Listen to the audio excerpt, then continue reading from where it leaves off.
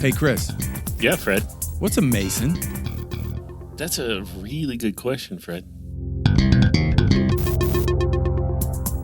You've reached the internet's home for all things masonry. Join Chris and I as we plumb the depths of our ancient craft. From the common gavel to the trowel, nothing is off the table. So grab your tools and let's get to work. This is On the Level.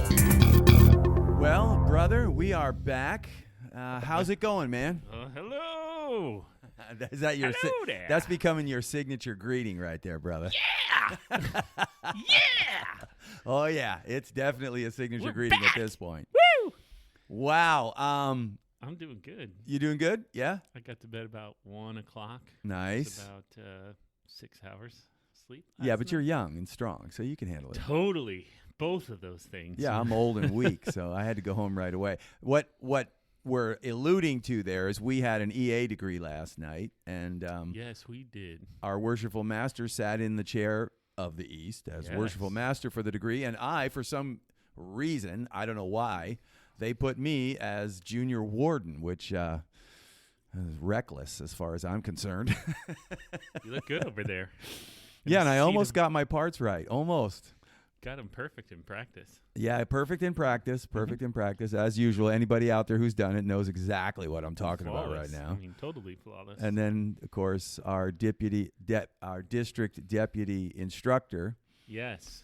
was sitting in on it, so that helped a lot. Yeah, thank you, Doug. Yeah, when the Right Honorable, Right District Deputy Doug Dobbs walks into your lodge from the 23rd Masonic District, you butt puckers and you sit up a little straighter. And let me just say that, which is totally on you if you do that, because he is the Totally. most humble, gracious man you've ever met in your life, Yeah. and that there's a reason why he's in that position. So Yeah, you were saying he's a great example of how a past master should be behaving. right, an And how elder and- Mason Yeah. should carry himself. Totally support driven, doesn't Yeah. really Okay. All right. Sorry, critique sorry, us. Doug. Sorry, right worshipful. We'll You can't move on. gavel us. We can keep going for an hour. All right. This has become the show of Douglas Dobbs of Bradenton, Florida. Speaking of what this show is about, segue. You might have noticed the shield and sword over there. Today we're going to talk about the Knights Templar. Ooh. Yeah, very excited about that. Very excited. And just so you know, if you're expecting it to be all that stuff that's on the internet, Well, you haven't listened to the show. You haven't listened to the show yet, yeah. And we haven't done the show yet, so we don't even know. Yeah, we're listening. But I mean, traditionally, we don't go into superstitions or hokey pokey stuff. We're Right. talking about real stuff. The real history. Real of history. How does it relate to your life today? How can it make you a better person? That's what we're focused on. Right. Now, for the last couple of days, knowing that this show was coming up, I did a little bit of research, and very little. I don't like to over-research stuff, because that's not what we're about here on the Level with Fred and Chris. We're two guys talking about Freemasonry and the things of Freemasonry, just like you could if you were to sit down with a buddy and talk. It's the same idea. Yes. So that's what we're about. But anyway, Knights Templar, there's so much junk out there Yeah. on the internet. We're going to add to the junk. And we'll add to the junk. We'll bring our junk to the junk party. That's weird. Yes. And so I kind of waded through it. I came down with this. The way the non-Mason world sees the Knights Templar, I found to be a decent description in the History Channel's website. Well, now, yeah, they've done some good documentaries. I on think they have, yeah, Yeah. and their synopsis of it. It's a little long, but it's pretty good.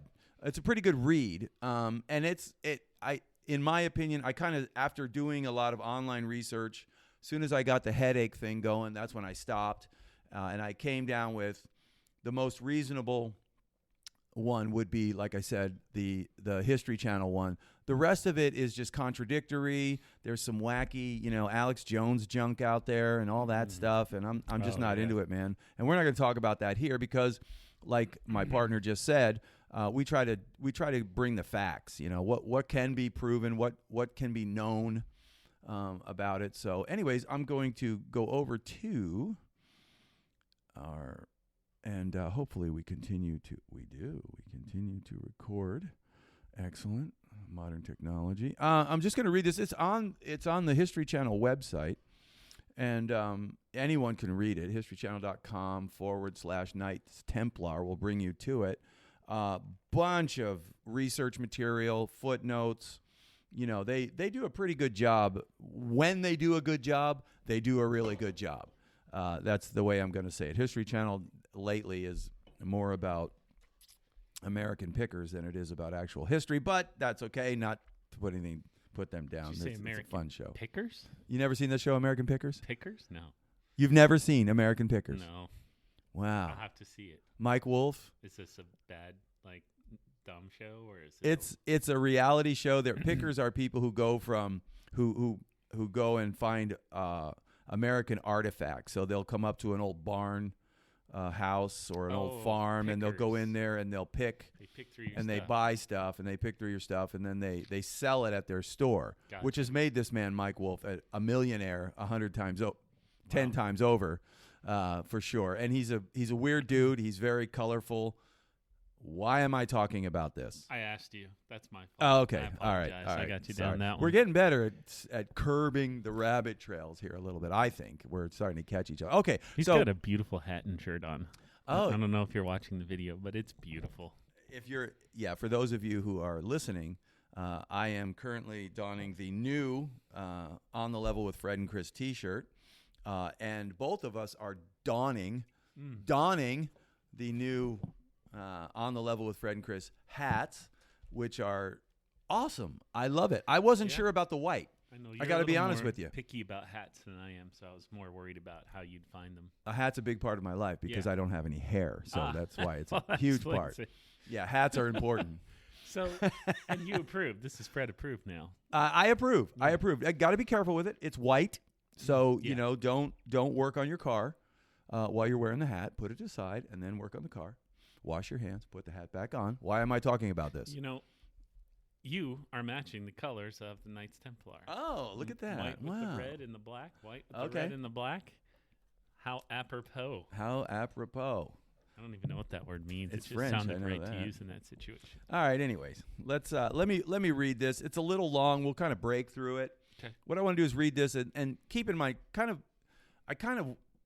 read this so that we kind of have an idea of how the non-Mason world kind of looks at the Knights Templar without all the Alex Jones garbage out there. Okay, this is pretty mainstream. Okay. The Knights Templar was a large organization of devout Christians during the medieval era who carried out an important mission to protect European travelers visiting sites in the Holy Land while also carrying out military operations. A wealthy, powerful, and mysterious order that has fascinated historians and the public for centuries. Tales of the Knights Templar, their financial and banking acumen, their military prowess, and their work on behalf of Christianity during the Crusades still circulate throughout modern culture. Who were the Knights Templar? That would be a subheading. After Christian armies captured Jerusalem from Muslim control in 1099 during the Crusades, groups of pilgrims from across Western Europe started visiting the Holy Land. Many of them, however, were robbed and killed as they crossed through Muslim-controlled territories during their journey.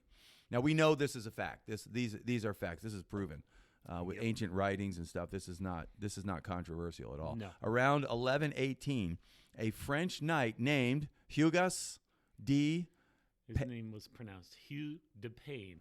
Hugh de Payne, thank you for that pronunciation. Hugh de Payne created a military order along with 8 relatives and acquaintances, calling it the Poor Fellow Soldiers of Christ and the Temple of Solomon, later known simply as the Knights Templar. So that's kind of the basis of it. With the support of Baldwin II, the ruler of Jerusalem, they set up headquarters on the city's sacred Temple Mount, the source of their now iconic name, and pledged to protect Christian visitors to Jerusalem. Okay, the Pope's endorsement. This is important. This is historical fact. Okay, initially the Knights Templar faced criticism from some religious leaders, but in 1129 the group received the formal endorsement of the Roman Catholic Church and support from Bernard of Clairvaux. That's what you call jackpot. Cha-ching. That would have been cha-ching right there. Yeah. Well, the key word there is endorsement. So That's was like winning the medieval lottery. That's like if you're Eminem living on the 8 Mile and Dr. Dre just pulls you out of nowhere and says, "I'll make a record with you." That's what happened to this guy. who's Eminem? Eminem is a delicious treat, Okay. but That's he's what I thought. also a poor white rapper from 8 Mile, Detroit, Oh. who got picked up by a guy who made a record with him, and now he's a world famous rapper. Oh, a rapper. He was Okay, pulled out yeah. of obscurity, nothingness. Yeah. Just because he got lucky enough to get a guy who noticed him. Not a big rapper. I Guy, know. I'm sorry. I saw the 8 Mile movie, so Oh, okay, hopefully okay. the movie's right. Perhaps we should do a movie night and I'll watch it with you. It's the same as this. Like this is a nobody, a real nobody, who Right. somehow got the highest authority in the land. This is higher than a king. The Pope was higher than the They're king. king makers. And this Were. Pope said, "You're my guy," and Right. gave him the blessing of the Catholic Church at that time. It didn't get any bigger than that. That's like Right. top of the food chain. Yeah. It was an important endorsement. Initially, the Knights Templar faced criticism from some religious leaders, but in 1129, the group received the formal endorsement of the Roman Catholic Church and support from Bernard of Clairvaux, a prominent French abbot. Bernard authored In Praise of the New Kingdom, a text that glorified the Knights Templar and bolstered their growth.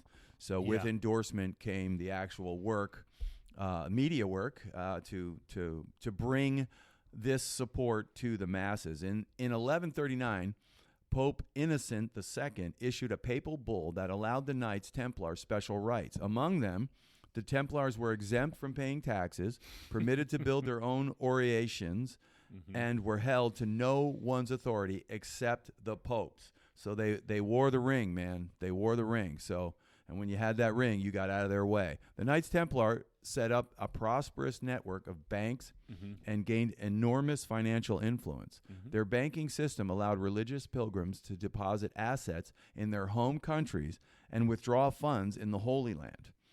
That's a key. It's the first debit card. Yeah.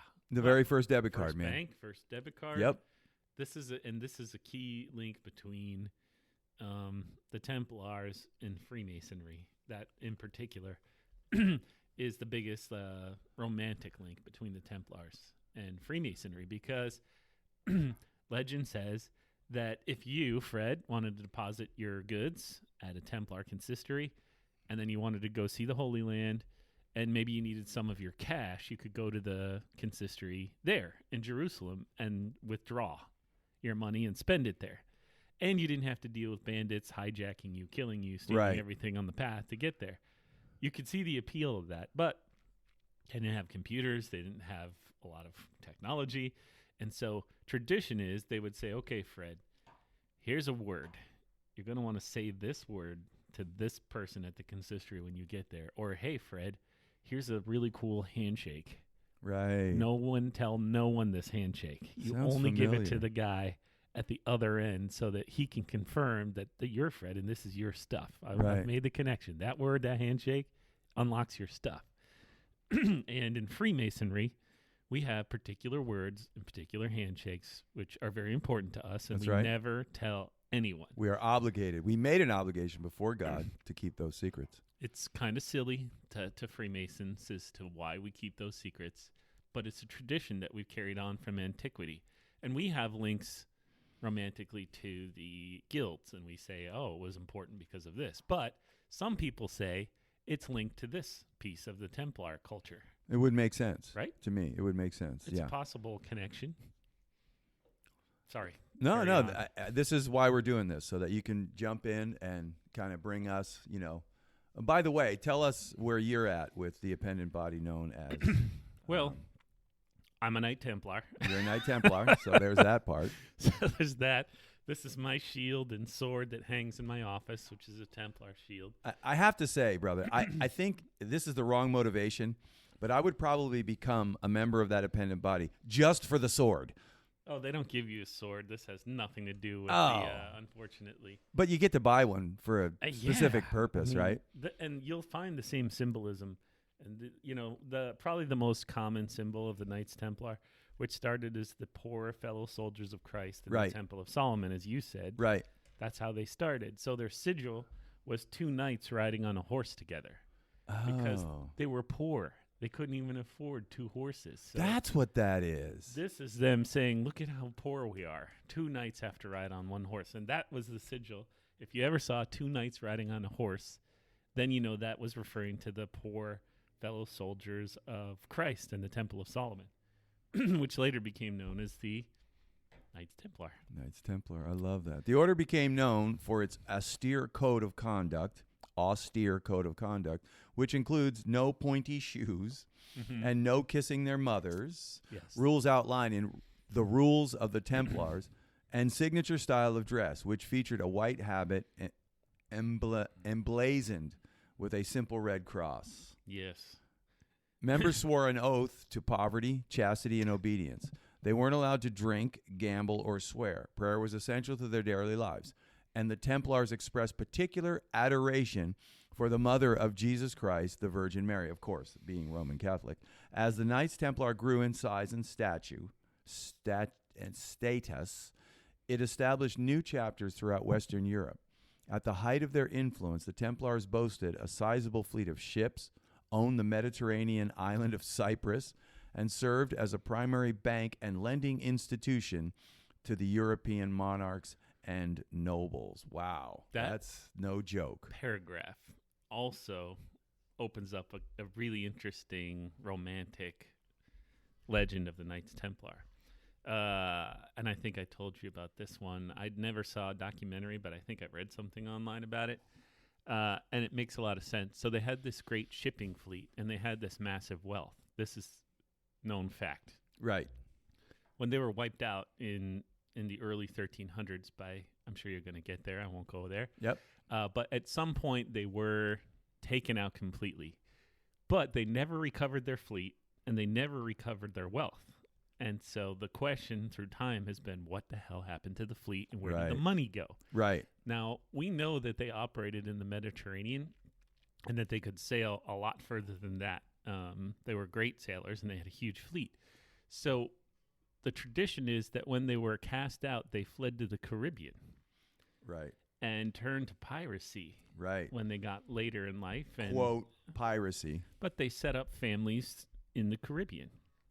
And they, populated with the Caribbean culture, and they lived in the Caribbean, and they had no money, they were very angry at, the man at that time. Yep. And so they would have definitely been more than happy to pick off any French or English ships coming through the Caribbean and just live off of it. And so generations pass, and the code is somewhat passed through the generations. And so, later you've got these pirates who are living by a warped Templar code. Right. Called the Pirates Code. And they're sailing their Templar ships in the Caribbean Sea, robbing from the rich and really giving it to the poor and living off of it. And they became later, pawns in bigger political games because they needed the power that they still had in the Caribbean to help them when they went to war with each other. So that's a whole story of the Templars that I think deserves a whole lot more looking into. Is did that fleet, some of that wind up in the Caribbean, and were those pirates of the Caribbeans the offspring of the Knights Templar? Fascinating. Anytime you have the ability to, in some distant way, become a freaking pirate, I'm in. I mean, they were equipped for that. Right. They were military trained. They knew how to navigate the seas. They had plenty of money to live off and set up operations. So it's totally possible that that's what happened. Wow. All right. This subhead is expanded duties of the Knights. Oh. Though its original purpose was to protect pilgrims from danger, the Knights Templar progressively expanded its duties. They became defenders of the Crusader states in the Holy Land and were known as brave, highly skilled warriors. Mm-hmm. The group developed a reputation as fierce fighters during the Crusades, driven by religious fervor and forbidden from retreating unless significantly outnumbered. The Templars built numerous castles and fought, and often won, battles against the Islamic armies. Their fearless style of fighting became a model for other military orders. That is a true fact. Mm-hmm. They were known as fierce fighters. These guys were the elite soldiers of the day. But there's just a quick little statement in that last paragraph that bears repeating and looking at. You want me to read it again?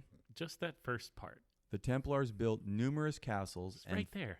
The Templars built numerous castles. Have you ever seen the Templar castles that were built in France? Can't say I have. Massive Gothic works of art. Gee. In the 1100 to 1300s, these guys were building massive Gothic temples all throughout Europe. Who built those, I wonder? Right? Right? No one was building those kinds of structures at that time. This was kind of new. I mean, there's a whole style of architecture that's framed after what they did. Right. The Templars, warriors, religious warriors. How were they building huge Gothic temples all over Europe? Well, they weren't all warriors. Legend says that they had many different classes, right? There were certain classes that only dealt with money and the banking part of their institution. There were sailors. There were religious-only people that dealt with local communities and helping them with their religious issues. And there were builders, a whole class of builders. Craftsmen that worked with stone and built beautiful Gothic temples all throughout England. Interesting. That's a very interesting connection that not a lot of people talk about. They know that there's Templar buildings and they know that they were building these things, but there's no talk about, how are they tied to the guilds that built those temples? Or were they guilds, or were they part of the actual order of the Knights Templar? And what is Freemasonry's tie? It just seems so obvious to me to say that there was at least part of the... they surely would have mixed at some point, even if they were two separate, completely not associated organizations. The Craftsmen's Guilds and these Templars had to mix at least to do business together. Right. And keep in mind, this is the mid 12th century to the early 13th century. Right. We trace it, 1700s. Officially, yes. Officially, for actual masonry, speculative masonry. Speculative. Yeah. But we have documents of the speculative masonry going back to the 1300s. Right. Manuscripts where it's mentioned. And, listen, so what we know is they were mixing with craftsmen, highly skilled, the most skilled craftsmen in the world, building these Gothic temples. We know that they had shipping fleets. We know that they were involved with the Temple of Solomon. Right. What is the whole point of Freemasonry? The building of Solomon's temple. That's right. That's all we talk about. That's all we care about. Okay, I'm being dramatic. It's a huge part of Freemasonry. Huge part of the allegory of building the temple. I mean, it starts there. That's right. And where did they start? They started in the ruins of Solomon's temple. In the ruins of Solomon's temple. Yeah. So they were given exclusive control over that. And there was a large portion of the Templar militia at the time did nothing but protect pilgrims. But there were others excavating Solomon's site, the site of Solomon's temple. And the question always arises, how did these poor knights who couldn't afford 2 horses together wind up the biggest military force, the biggest financial force, with the biggest shipping fleet in the world? How is that possible? Right. Okay, you get endorsed by the Catholic Church. That's going to bring a lot of money for sure. People will start giving you lands and money just because you're mixing. You're endorsed, man. You're endorsed. That's what comes with endorsements. You're wearing the ring. So sure, you can say that some of that could be attributed to that, and it is. But also, tradition says that as they excavated Solomon's temple, they found many religious relics. And that was a very important part of what the church was seeking at the time. They were all looking for religious relics at that time. Right. Right? Like everyone wanted to have the best relics because it gave their particular church the best pilgrimage, and you made the most money. It's always about the money. So follow the money, baby. And so they would have been sponsored looking for artifacts. And some people say that they found some artifacts at Solomon's temple's ruins. It's known to have housed the Ark of the Covenant, which has never been recovered. Right. As well as other artifacts. And so that's a big tradition that you hear and you read online, is that the Templars discovered some religious secrets And then they started to control the Catholic Church because they had leverage over them. They had secrets that the church didn't have. That sounds kind of ridiculous to me because they were sponsored by the church. I would think they would want to play nice with the church. Right. As much as possible. Right, yeah. But over time, and I'm sure you're going to get to it, there were other orders that arose and also became favored by the church, like the hospital. Yeah, it does talk about that. For example. Yep. And these were basically competitors of the Knights Templar. And at some point, the church favored the hospitaliers and tried to get them to merge. They were talking to the Templars like, you really need to get with these guys and just consolidate, right?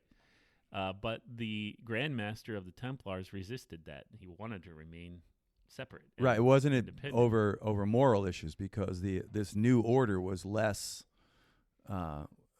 moral, less, straightforward and trustworthy. Another interesting link, no alcohol, no gambling, no cursing. You got to pray every day. Yep. Does that sound familiar to you? It does sound familiar. We don't allow alcohol. We don't allow politics. Right. We have to pray before everything we do. We have to pray at the end of everything we do. There's a the lot. Connections are never ending between what they do and what we do. So sorry, I digress. No. That's good. I think this is pretty good stuff. Okay, the fall of the Knights Templar is the next subheading. In the late 12th century, Muslim armies retook Jerusalem and turned the tide of the Crusades, forcing the Knights Templar to relocate several times. The fall of Ark. I think that's Acre. correct. Oh, Acre. Yeah. Acre, yeah. The fall of Acre in 1291 marked the destruction of the last remaining Crusader refuge in the Holy Land. That was basically their headquarters as they were trying European support for the military campaigns in the Holy Land began to erode over the decades that followed. Additionally, many secular and religious leaders became increasingly critical of the Templars' wealth and power. By 1303, the Knights Templar lost its last foothold in the Muslim world and established a base of operation in Paris. King Philip IV of France resolved to bring down the order, perhaps because the Templars had denied the indebted ruler additional loans. Perhaps. No. Couldn't be about money. Couldn't be about money, yeah. It has to be that they're bad guys who worshipped the Baphomet and did all kinds of gay kissing with each other, right? That had to be it. Yeah. Couldn't be about the money. Right, yeah, right. On Friday, October 13th, that's a very specific date, 1307, scores of French Templars were arrested, including the order's Grand Master, Jacques de Molay. Jacques de Molay. That's where the de Molay comes from. Many of the knights were brutally tortured until they confessed to false charges, which included... That's not even like... That statement doesn't really do justice to what happened. Because you know what happened when you were tortured, right? Right. At that time. It wasn't like a one torture session. Yeah, it wasn't waterboarding, guys. You got tortured over the course of a year. Right. Nothing but constant pain thrown in a dungeon, constant pain thrown in a dungeon, constant pain thrown in a dungeon over the course of a year. That's the kind of torture we're talking here. Yeah. So we did a fraction of that. We'd waterboard a few guys for like a few days and they'd give up anything we wanted, right? Right. Oh, yeah, absolutely. Just the threat of it. Imagine real torture over the course of a year. What could you get out of somebody? What could you get them to say that they did? Anything is the answer. Right. They would say anything to make the torture stop and to die. That's really all they wanted at that point, was to just die. Yeah, because all the torturers wanted was false confessions. So that's all they wanted. They didn't need it to be true. They just needed to be able to say that, yeah, before he died, he confessed that he was this, that, and the other. And it happened time and time again, not just with the Templars, because this was the modus operandi of the day. If you wanted to take somebody out, you got the Pope to say that they did these things. Right. And it was always these few things that you got brought up on charges for, and you got tortured until you admitted it, and then they killed you. Right. And boom, justice is served. Yeah, justice. That's the kind of justice we have today. Anyway, different story. Many of the knights were brutally tortured until they confessed to false charges, which included heresy, homosexuality, financial corruption, devil worshipping, fraud, and spitting on the cross. Yes. A few years later, dozens of Templars were burned at the stake in Paris for their confessions, false confessions. De Molay was executed in 1314. Under pressure from King Philip, Pope Clement V reluctantly dissolved the Knights Templar in 1312. The group's property and monetary assets were given to rival orders. The Knights Hospitallers. Yeah, that's a hard one to say. Hospitallers. Hospitallers. However, it's thought by some. Sorry about that, guys. The group's property and monetary assets were given to a rival order, the Knights Hospitallers. However, it's thought by some that King Philip and King Edward II of England seized most of the Knights Templars' wealth. And I would probably agree with that because they're inbred royals, and that's what they do. Well, interesting. It was Friday the 13th, right, in the 1300s. Oh.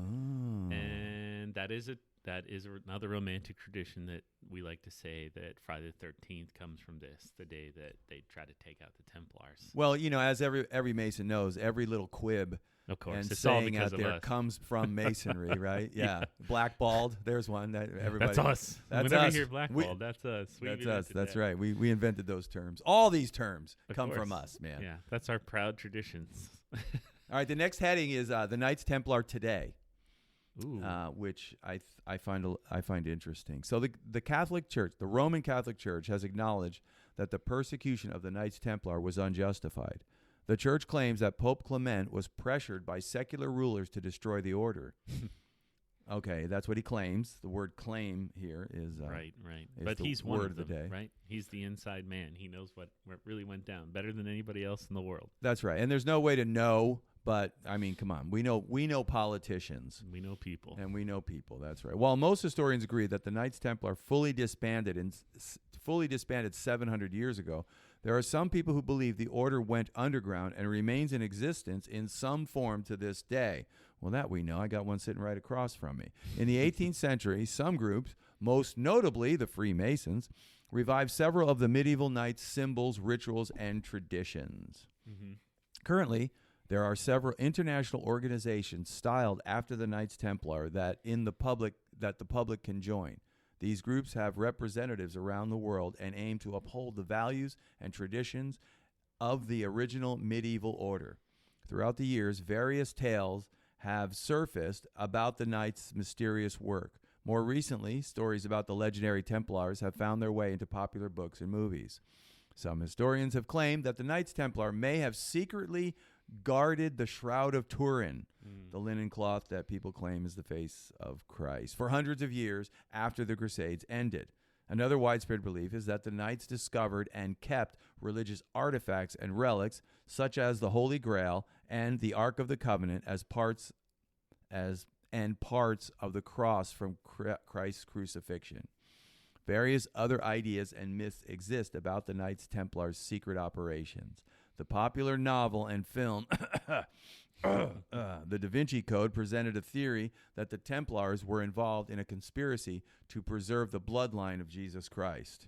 Although much of these speculations are considered fictional, there is no question that the Knights Templar have provoked intrigue and fascination and will likely continue to do so for many years in the future. No doubt about that.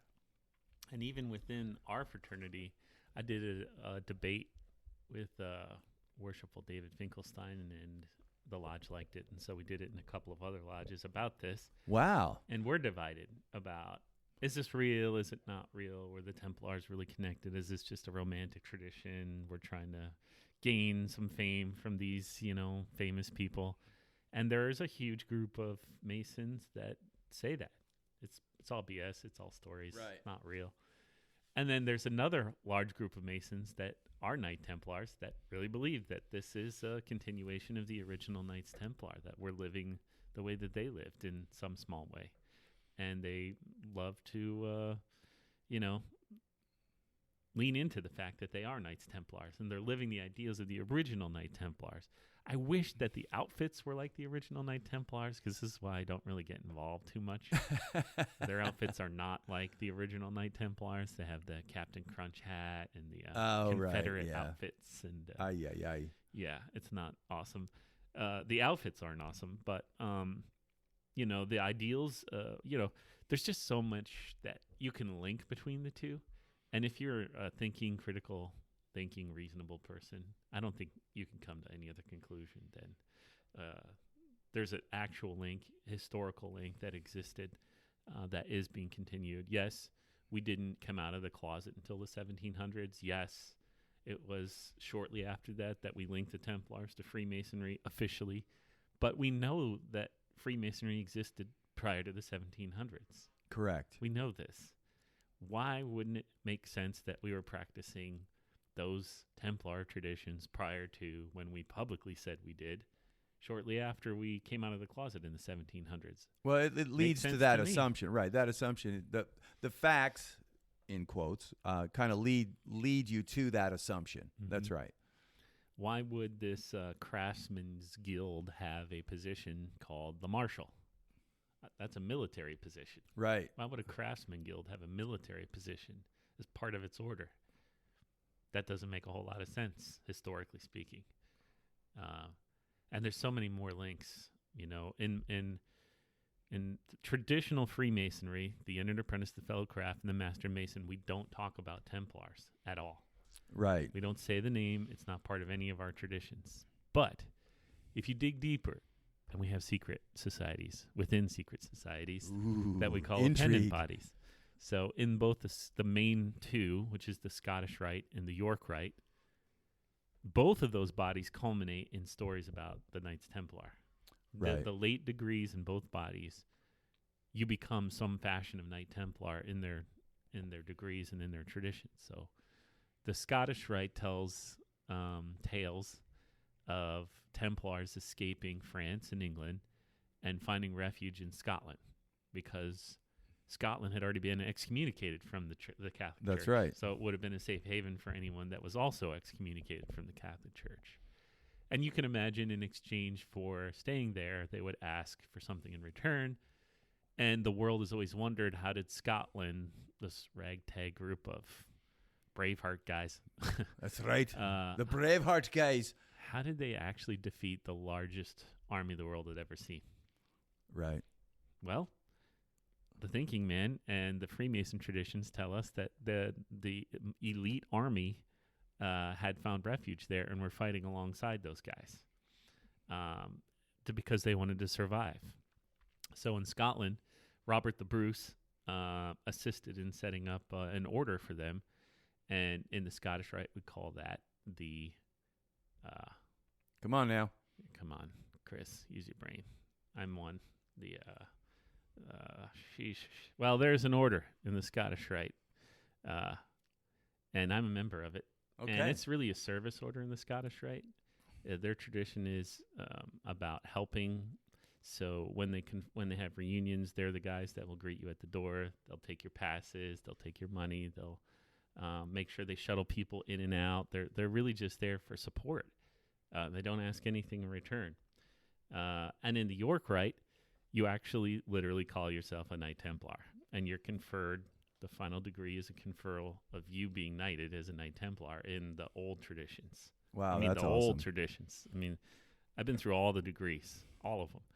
And that last degree in the York Rite, that Templar degree, is on another level, man.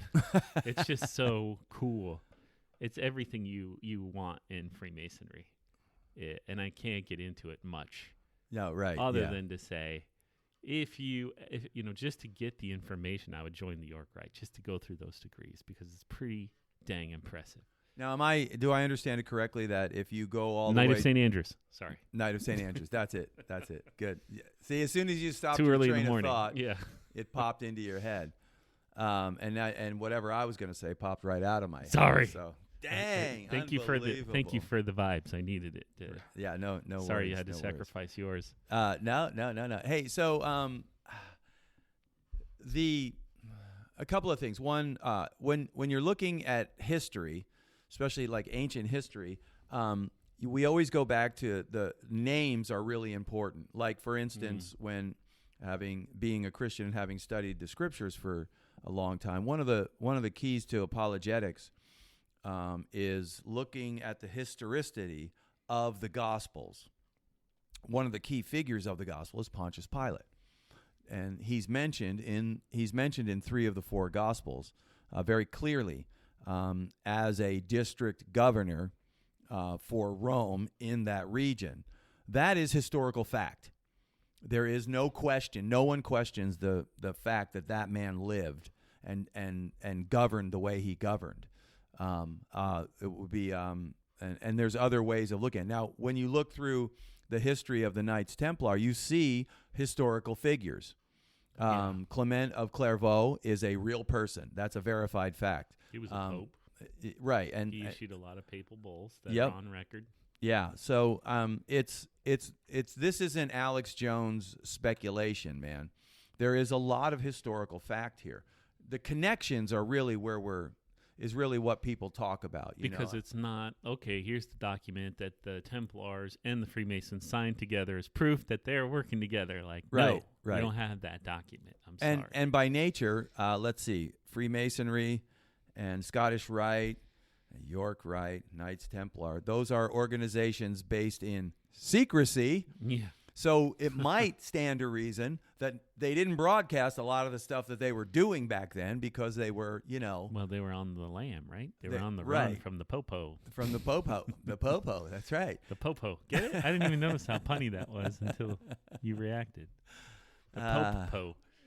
So I find the entire idea of the Knights Templar, especially when you get into the Caribbean, and juicy stuff. It's there. really, really hard it's not really hard to figure that Masonry made its way into. If you go to the Caribbean, there's there's a lodge on just about every one of them islands out there, man. They're everywhere.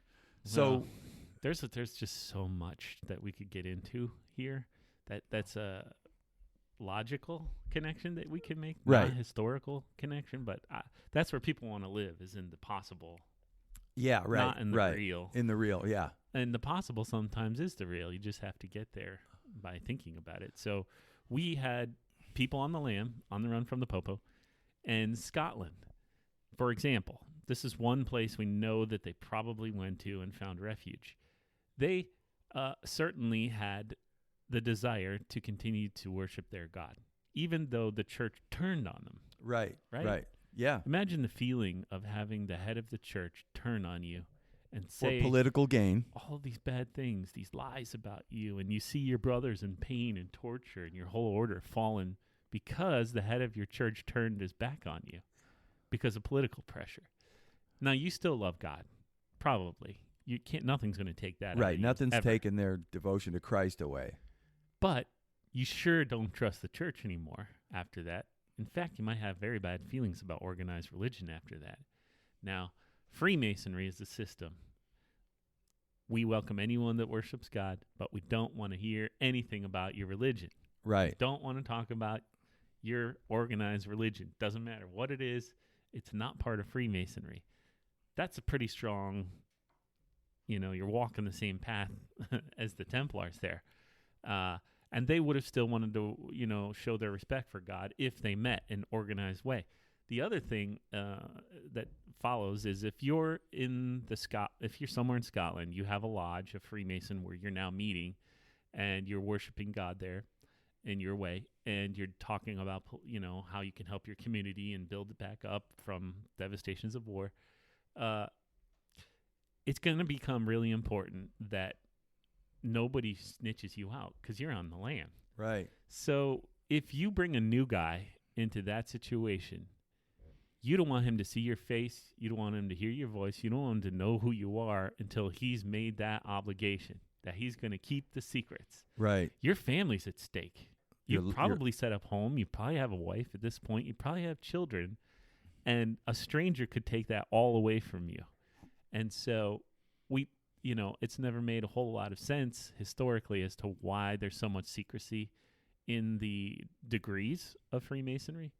And they try to rationalize that it's a guild and it's important to keep the secrets of the guild or whatever. Sure. Right, sure. But these Maybe. obligations are intense. They're intense, like, life hey, and death, like you said. Don't do it or you're a bad boy. Like, right. no, don't do it, or this horrible thing might happen to like your wife and children being murdered in front of you and you being taken away and tortured. Yeah. Well, I mean, the obligation No itself, joke. the obligation that they put you under isn't a simple, friendly obligation. Like, they're very old school, harsh obligations of, if you do this, something bad will happen to you. In Freemasonry, we don't do that. We don't really follow it. It's just part of our tradition that we carry on. But where did the tradition come from? Why would a craftsman guild have put such a harsh penalty on a man for just saying the name of somebody that was a member of the organization? That doesn't make a lot of sense. Right. People that are on the run from the largest political and religious organization on the face of the planet would have a lot to lose from somebody that they don't know getting into their stuff.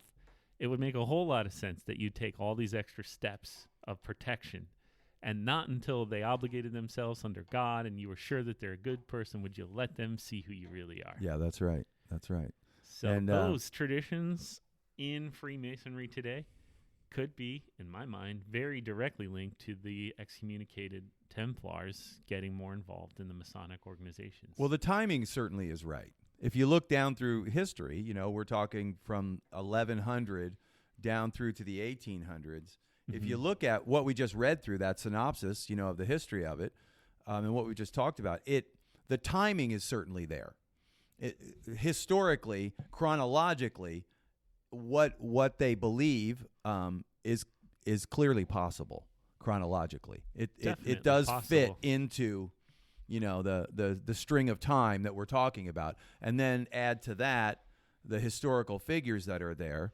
And for me, it's always about plausibility. What is the most plausible explanation for anything? The reason why I originally became a Christian at all was because the question that bothered me for, you know, most of my young life is, why am I here? Why am I here? What is the most plausible explanation for why I am here? And I spent many, many years seeking that out, figuring out what I believe and why I believe it. I landed in Christianity. I hold to the resurrection of Jesus Christ as the most plausible idea. Anyway, we'll go on and on about that on another show or perhaps another format. But plausibility. What is the most plausible explanation? Not because there are no guarantees when it comes to ancient history. There's no smoking gun There's in these situations. Right. But isn't that what historians do? Don't Right. they just That's take where the they make their facts money, man. That's they exactly right. Fill in the blanks with the story. They just What is fill the in most blanks. plausible This is- explanation for those things we cannot completely, concretely prove? And then they say, this is what we as experts believe happened, and we accept it as fact. And then you tell the person you're speaking to, I leave it to you. You figure it out. You go study it. You do the work. Because, you know, the things you believe matter as far as your worldview goes. You look at the world through the glasses of what it is you believe. So why not take the time to figure out what you believe and why you've heard me on this podcast say it over and over again. Know what you believe and know why you believe it. Otherwise, it's not worth it. It's not worth it because you're just bouncing from one idea to another. What is it you believe? What is the most plausible explanation for the thing that's in front of you? What is the most plausible explanation for the Knights Templar? What is the most plausible explanation for the relationship between Masonry, free and accepted Masonry, and the Knights Templar and the Scottish Rite, York Rite? I love this conversation, man. I think it's great. I think it's really enriching. And for anybody out there, and apparently we are now global, so there's lots and lots of people listening to us. Thank you very much. We very much appreciate it. We are blown away.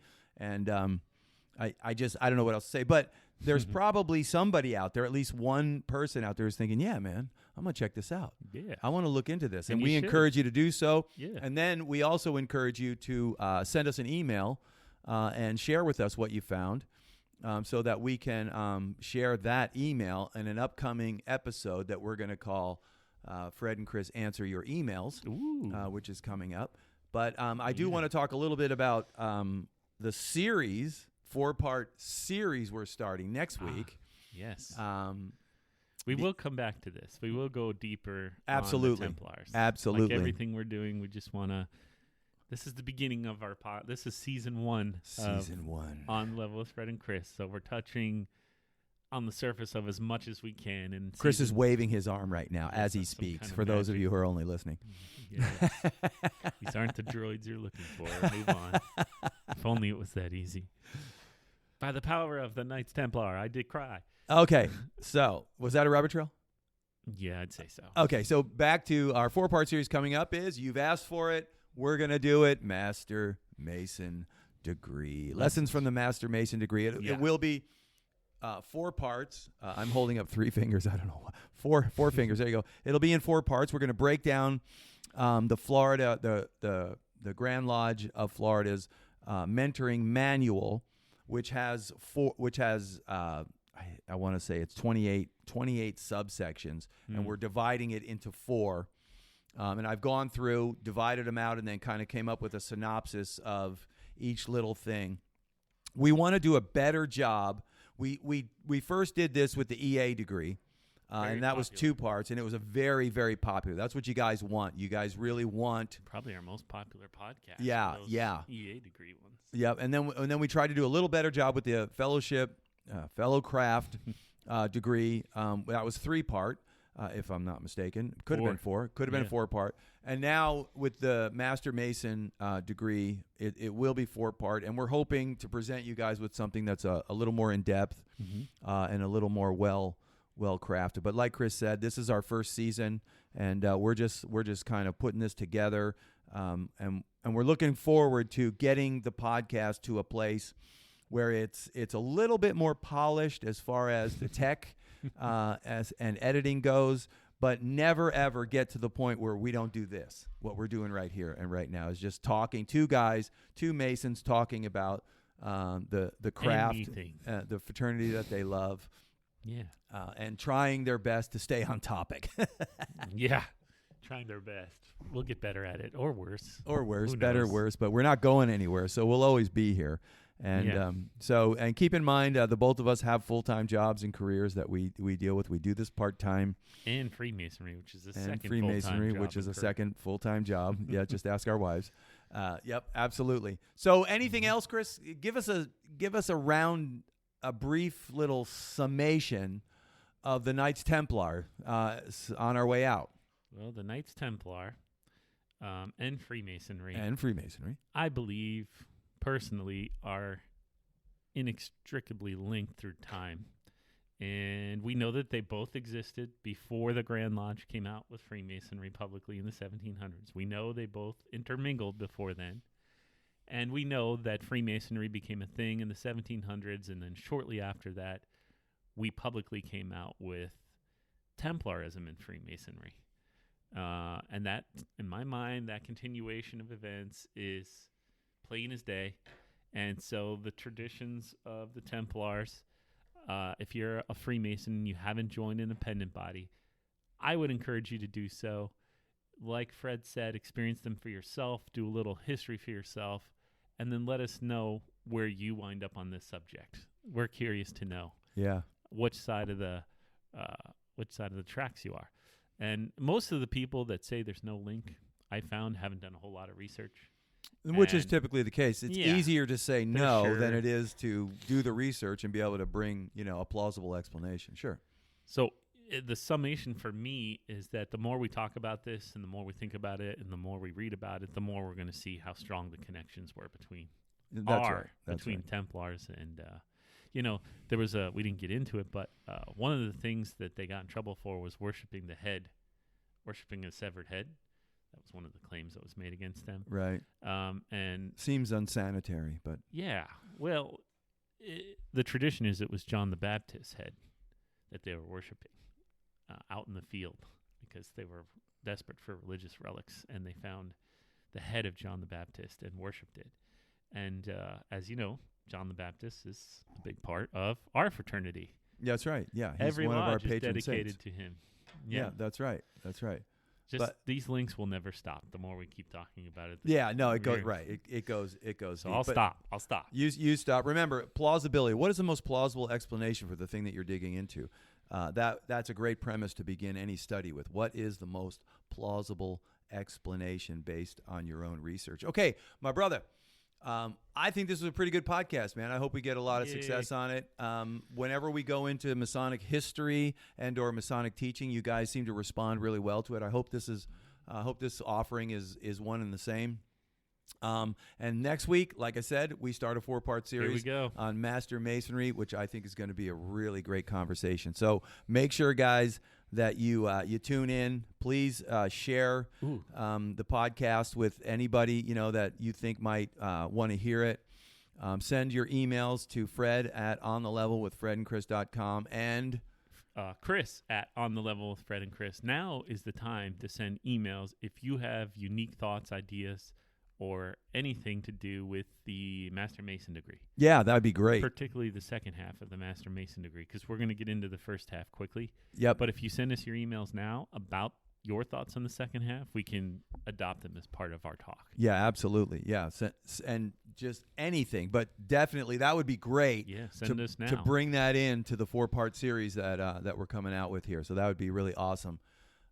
Well, once again, brother, we get the privilege and opportunity to sit and talk about one of our favorite subject, which is Freemasonry. Yes. Shout out to every brother out there who calls himself a Mason and who's dedicated to the work of his lodge.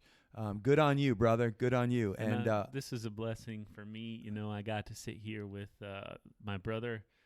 Before the podcast started, we had to grab something out of my car, and we went out there, and he's the type of guy that turned to the sun and said, "Thank you, Lord, for this blessing of the sun on my face to start my day." And what a great example of a good Mason and somebody who just appreciates your Creator and the little things that he gives you to make your life a little better, because it's hard. Life is hard, and that was a great reminder to me. You got to appreciate the small. You have to approach life from a place of appreciation.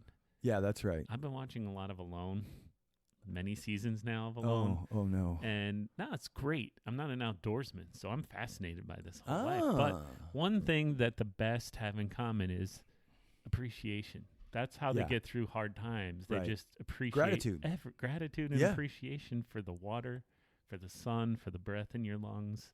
It's going to make your life go a whole lot easier. So follow my brother Fred.